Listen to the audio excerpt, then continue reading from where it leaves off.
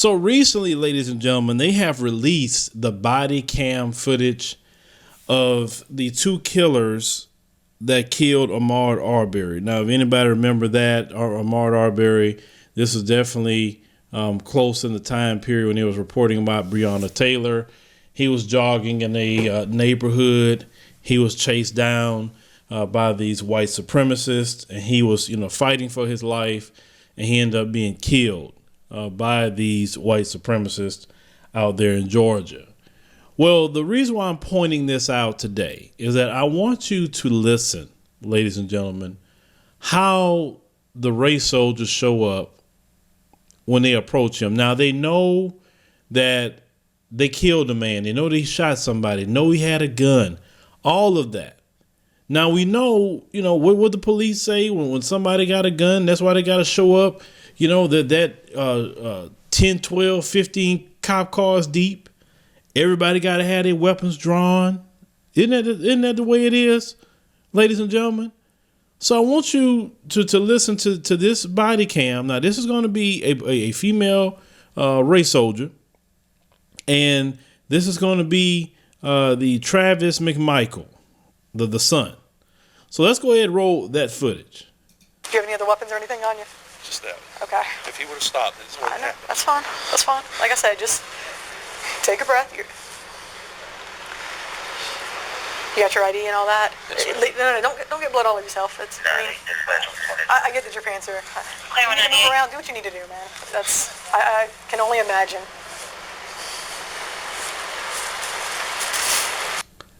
Don't get blood all over yourself. I could only imagine. Now, you hear that? I mean, she's coddling him after Ahmaud Arbery is dead in the streets. I'm just making sure I recap that. Let's continue. You got anybody who wants to call for you? I live right there. We've had break-ins. Okay. And my gun's stolen.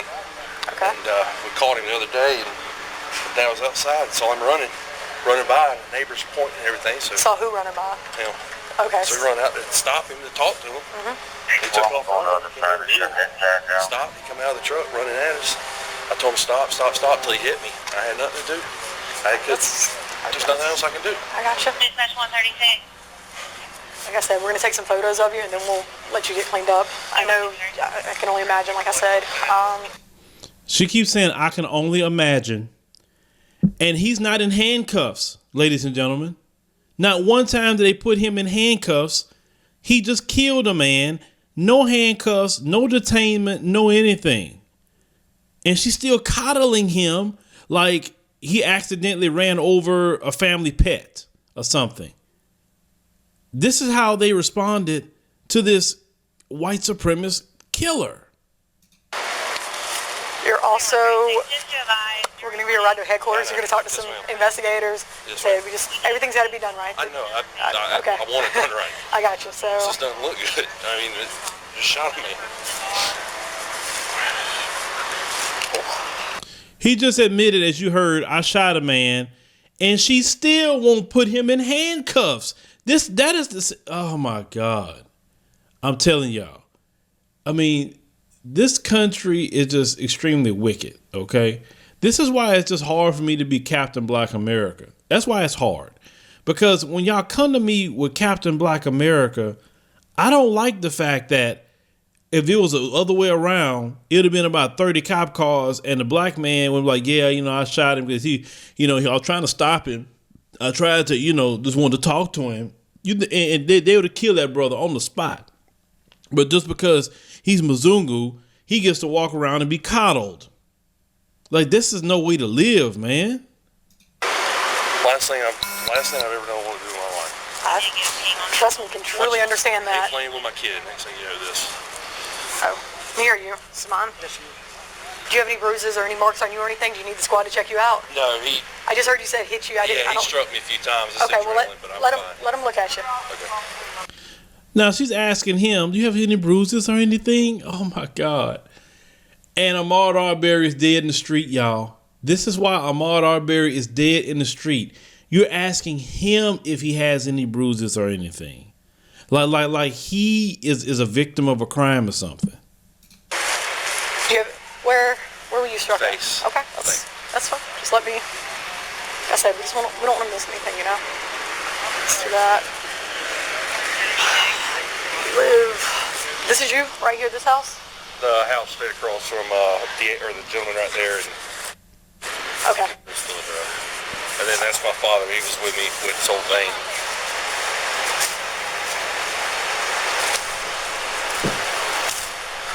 What's your dad's name? Greg McMichael. He's right there. He's the I know.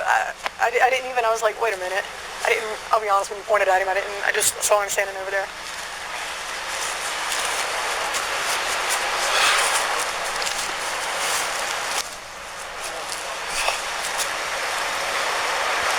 Now he's just walking around. He's just acting like he's such a victim. When did he retire? About a year ago? June? So not quite.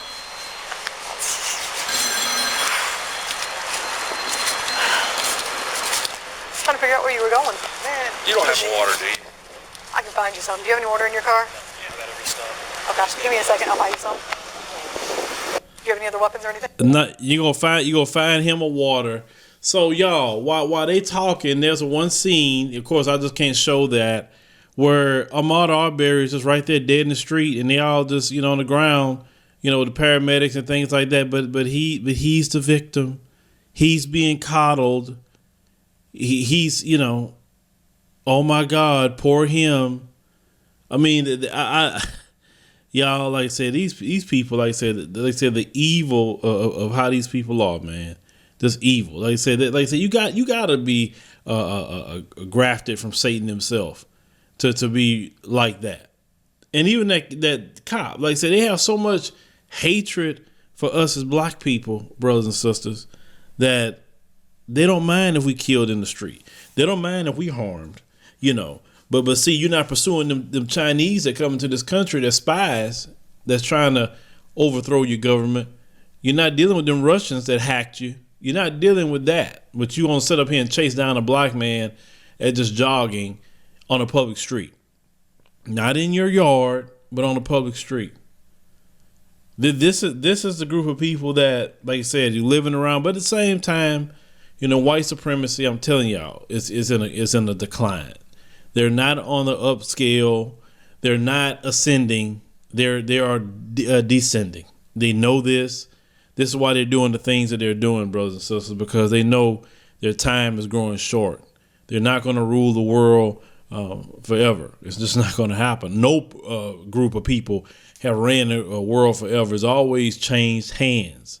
And, history has a way of repeating itself anyway. You understand? Even though Jim Crow Joe, as you heard in that previous podcast, is that he said by 2040, they're going to be the minority. But I would say it's going to be sooner than that, because, what Donald Trump and his administration decided to do was to just infect people. And we covered that. And the majority of the people that was being, knocked off was people within his group. It wasn't black folk. So you doing yourselves in a lot of ways. It ain't black folks that's doing you in. But this is, why I've said many times before, black police officers need to patrol black people, because they cannot, in good faith, patrol black people's neighborhoods. They can't understand anything we deal with or go through. We should only have black cops patrolling us. Just like in New York, they have a division where they have Jewish cops patrolling the Jewish area. Do you know, also in New York, they have a Asian hate crime task force that's only ran by Asian police officers. They have Muslims that actually have their own police force as well within the NYPD. But black folks can't have their own. We can't have our own division. Well, we patrol our own neighborhoods and see to what's going on. You understand what I'm saying? Because, the anti-black racism is just too much to have any kind of equality. It's too much to have any kind of respect. We just cannot operate like that whatsoever. So we just have to accept that. Now, of course, Mzungus will say, well, But that kind of sounds like segregation. No, it's not segregation. It's not segregation at all. It's just being self-sufficient in your community where you can do everything on your own and pulling yourself up by your bootstrap, right? See, pulling yourself up by your bootstrap, I noticed they don't want you to literally pull yourself up by your bootstrap. Have you noticed that?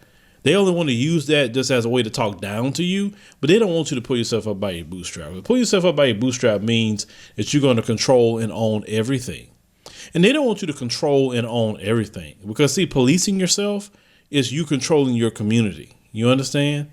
Creating your own grocery stores, doing everything on your own.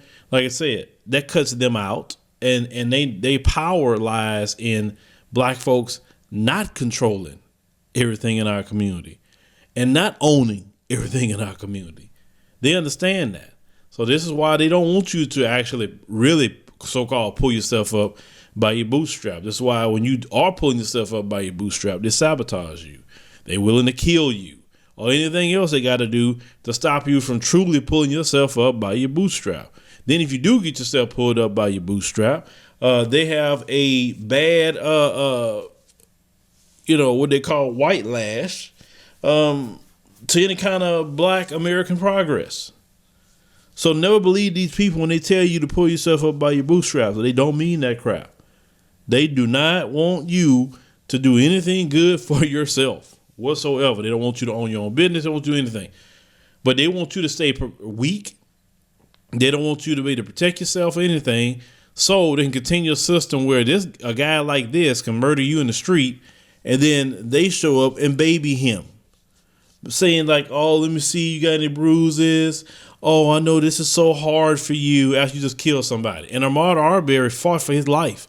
Can't say he didn't because we seen the video. The brother fought, he lost that fight. He was with that gun.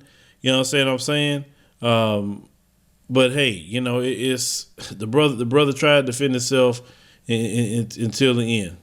And what could we say, about that situation? He was just kind of out, outgunned. He didn't have no gun on him at the time period. But these guys, as you can see, definitely didn't need bail. They didn't care about anything. If it was a problem, why didn't you call the police? You know what I'm saying? He said, oh, I saw people breaking in. Did they break into your house, though? Did they break into your house? And why do you think you got to go out there and start messing with people when they have a police department? See, what did black folks start doing that? Seeing Mzungus come in the black community, all of a sudden black folks start getting in their cars and with guns and start running them down and say, hey, what you doing out here? There were some break-ins we heard of and, why are you out here? What you got going on? You know what I'm saying? And what if a black person do the exact same thing? They wouldn't baby them. But I just wanted y'all to hear, that exchange and how sick that exchange was, brothers and sisters. Because see, this is not a game out here. It's not a joke with these people. This is why I tell you, we got to have mental health breaks as well. And I'm a firm believer of mental health breaks. I didn't really realize how much of a mental health break that I need at times until maybe about, definitely 2018, definitely 2019, the times I went to the continent. And for me, for me to even do my platform, I'm actually grateful this year that I actually just endured pretty good. And thank God for that.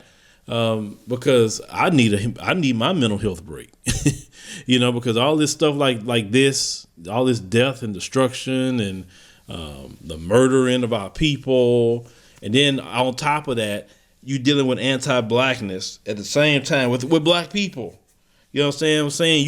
Listen, anti-blackness within our community is an effect of slavery and colonialism. So in other words, what I'm saying is anti-blackness is a global black problem. People in the Caribbean got anti-blackness. People in the continent of Africa, people in Americas, Latin America, all anti-blackness, right? We dealing with so much of things against us as black people. Why are we dealing with people that will sit up here and murder us in the doggone street and think nothing of it? And the race soldiers not even putting them in handcuffs, like they didn't do anything. He didn't go in handcuffs not one time. She worrying about asking him who his daddy is. This is the people that we living around, folks. This is the people. And this is why I'm a firm believer of we need to do for ourselves. We need to buy land. We need to make connections, in the Caribbean, make connections on the continent of Africa. We need to just get all connected, unify. Understand what I'm saying? Because, these people, like I said, I've learned that, I'm not saying all, but the majority, they don't like us like that, and they have shown that for definitely over 400 years. How much more is some of you going to beg? How much more is some of you looking for their validation? I don't know why. I'm never going to look for validation for people that's willing to kill me. Why I want validation from that group of people? Why do I want to be on their side? Why? That's like, you'll never be on a killer side in the black community. You're never looking for a killer side validation in the black community. So if you don't want Pookie and Ray's validation that's out here doing things, then why is it you looking for theirs? Their body count is piled up to the heavens. And you still want their validation? This dude literally got Ahmaud Arbery's blood on his arms, on his hands. And remember, after he shot and killed him, he called Ahmaud Arbery the N-word. You understand? Black folks got to get our act together. We got to get our act together. Because these people out here will have no problem doing this to you, me, or anyone else in between. I'm going to remind you again, that female race soldier babying him, literally, after he ended up killing Ahmaud Arbery. I mean, this footage for me was just sickening to the core. Sickening to the core. And some of you think this is a game. Some of you think that it can't happen to you, or it happens to that person or this person. You understand what I'm saying? These people are everywhere. You better take this seriously. Thank you for listening to the Phillip Scott audio experience. I hope you learned something from our program. Make sure if it's your first time here, go and check out all the episodes that we have. Start binge listening. That way you can get acclimated to everything that we're talking about. If you like our show, and we would greatly appreciate you liking the show, support us monthly. You can do it as little as $1 or more. Support of the show helps us to keep going, helps us to change, upgrade, buy equipment. Eventually we're going to start bringing guests in, and we want to make sure we put on a great show for you guys. So support is definitely something that we greatly appreciate. We definitely appreciate all our supporters that we have now. We love you. We cherish you. Thank you for everything that you're doing. See you next time.